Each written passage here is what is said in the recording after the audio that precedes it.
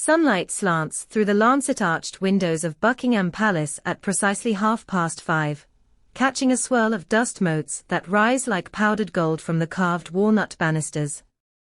One floor below, a footman straightens a spray of white lilies in the grand entrance hall, pausing to listen.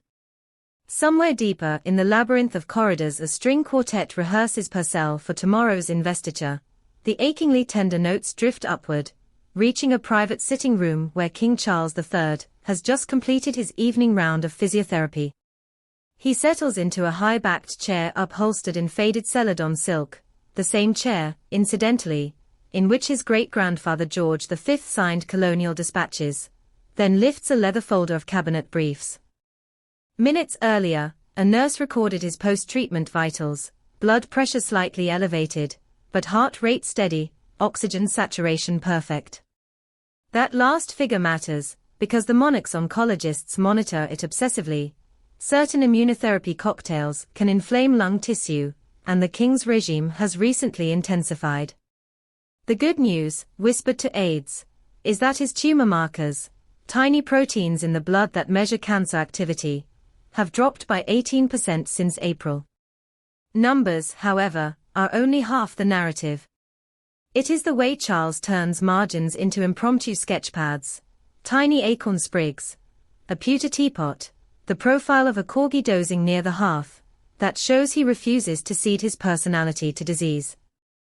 A lady-in-waiting remarked last week, when he draws, you forget there's a drip stand in the corner. Those intimate moments coexist with the relentless pageant of monarchy. Each dawn, red dispatch boxes arrive in neat ranks, like soldiers on inspection. State secrets nestle beside mundane petitions.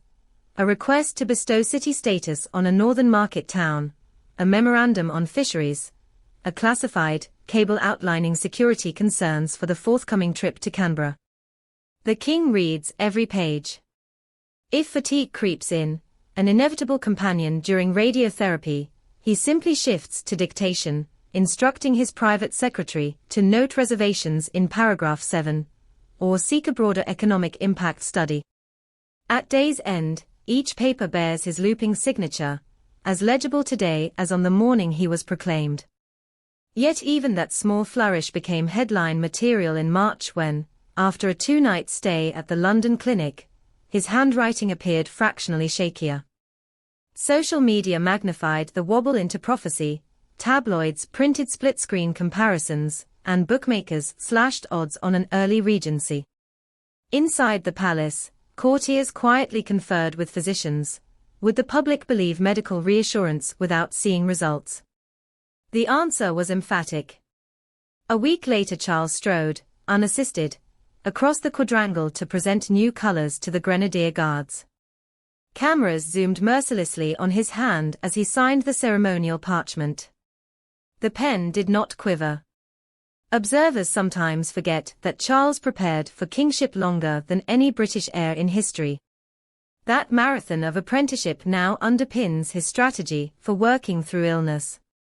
Instead of shrinking his role, he reorganizes it, delegating surgical precision tasks to trusted lieutenants while retaining anything that requires vision or historical memory. State visits, economic roundtables, Commonwealth diplomacy, these remain in his grasp. Routine investitures, garden party lines of 2,000 handshakes, marathon medal ceremonies, those shift to Queen Camilla and the ever-indefatigable Prince William. Behind the scenes a tri-layer contingency plan hums like clockwork. Layer 1. If a treatment day coincides with the weekly audience with the Prime Minister comes to the King's study or, in extremis, joins a secure video line. Layer 2. Should short-term incapacitation strike, a Councillor of State, currently Camilla, William, Princess Anne or Prince Edward, signs urgent documents with Charles's prior instructions. Layer 3. If doctors ordered a prolonged hiatus, the Regency Acts would permit William a temporary regency, contingent on medical certification. Palace insiders stress there is no sign of Layer 3 becoming necessary, but the framework's existence allows Charles to press on without public anxiety about constitutional vacuum. The day-to-day treatment routine, though shielded from paparazzi lenses, is hardly cloaked in secrecy. 3 mornings each week his car glides through a discreet side gate at a London hospital. Outpatient suites have been retrofitted with antique writing tables so state boxes can accompany him. During infusions he insists on using a fountain pen, never a biro, and has formed an unlikely friendship with the ward's youngest registrar, who shares his passion for watercolors. They swap tips on layering cobalt blue washes while intravenous lines deliver precision-targeted drugs. In the afternoons he walks, slowly but determinedly, through St. James's Park, accompanied by a physiotherapist, and, occasionally, a visiting grandchild on half-term break. Photographers never see these laps. Palace security stages a soft cordon long before telephoto lenses could intrude. Still, tourists sometimes glimpse a tall figure in waxed cotton jacket and flat cap, stooping to inspect lichen on a bench or stroking the bark of a plane tree. If they recognize him, they are usually too startled to speak until he has already disappeared up the Duke of York steps. Public sympathy for the king has cooled some early Republican chatter. Polling this spring showed approval ratings climbing 9 points among Britons over 55, a demographic that knows cancer intimately. Letters rain upon the Privy Purse office, crocheted lap blankets from church groups, laminated prayer cards, herbal tea blends promising antioxidant miracles. One envelope contained a single photograph of a Staffordshire allotment and a handwritten note, "Your courage plants hope in our hearts, like seeds in February soil." The king keeps that photo tucked into the leather notebook he carries everywhere. Not all commentary is so tender. A handful of critics argue that transparency remains selective. Why, they ask, reveal the prostate operation, but not the cancer's exact type?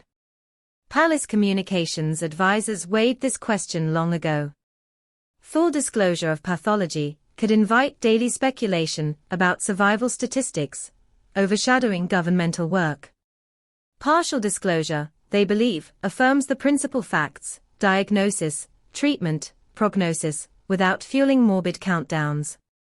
As one courtier puts it, we chose sunlight, not X-rays. Meanwhile, the king's illness has forged surprising new alliances inside the family. Relations with Prince Harry remain outwardly strained, yet both sides have engaged in a series of low-visibility phone calls brokered by Archbishop Welby. Sources confirm father and son now speak monthly, brief, cautious check-ins focusing on health rather than past rifts. No breakthrough summit is planned, but the lines are open, and in royal diplomacy that alone is progress. Closer to home, Prince William's role has expanded discreetly. He chairs Privy Council meetings when the King's treatment clashes with timetables, reviews certain security dossiers and, even more significantly, has begun weekly tutorials with constitutional scholars on emergency powers. This is not a morbid rehearsal.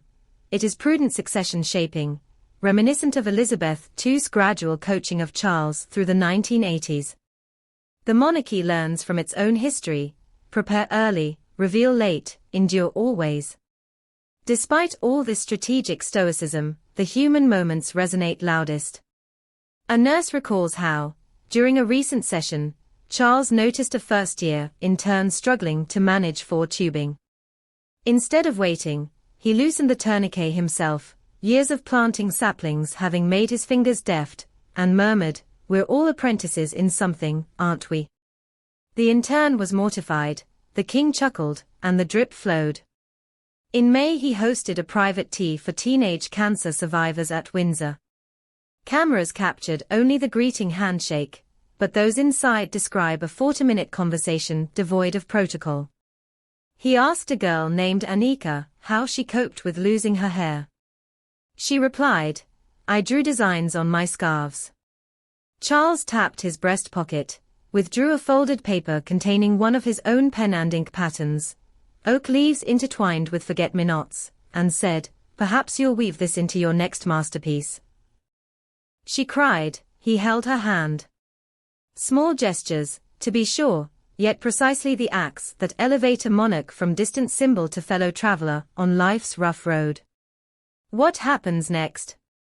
Barring medical setback, the autumn Australian tour proceeds. Schedules leaked to diplomatic circles indicate 4 days in Canberra, 2 in Sydney, 1 in Apia for the Samoa Commonwealth Summit. Engagements are tight, with scheduled rest intervals plotted between each major event. The Canadian journey in 2025 remains ambitious: Vancouver Environmental Summit, Toronto Indigenous Reconciliation Ceremony, Ottawa State Dinner celebrating the sesquicentennial of the Royal Canadian Mounted Police. Doctors call it a gentle incline rather than a cliff. If treatments falter, contingency plans convert those itineraries into virtual addresses. Advanced holographic telepresence systems, quietly tested during lockdown, stand ready to beam the monarch's avatar onto podiums thousands of miles away. Technology, not abdication, would bridge the gap. For now, the real king continues to choose presence over projection. At tomorrow's investiture, he will knight a pioneering oncologist, shake 57 hands, then retire for a brief rest before an evening audience with the Archbishop of Canterbury. Nearby, the green drawing room has been fitted with a discreet recliner in case dizziness strikes mid-briefing, but aides say he rarely uses it. If you pass the palace at dusk, you might glimpse one upstairs lamp burning long after the mall has fallen silent. Inside, Charles pores over plans for a regenerative farming symposium or sketches another oak leaf in his margin. Outside, night-blooming jasmine perfumes the courtyard with a sweetness that somehow feels defiant. That is how a modern monarch fights cancer, by marrying constitutional duty to the daily habit of hope. We invite you to add your own stories of resilience or caregiving in the comments. How have you balanced obligation with healing? Which royal moment has touched you most? Your voices form a tapestry of solidarity that even a crown cannot weave alone. If this deeper portrait of a king in combat resonated, please press like, subscribe, and set the bell to all notifications. Together we'll chronicle each step of this remarkable reign, its treaties, its treatments, and every heartbeat of courage in between.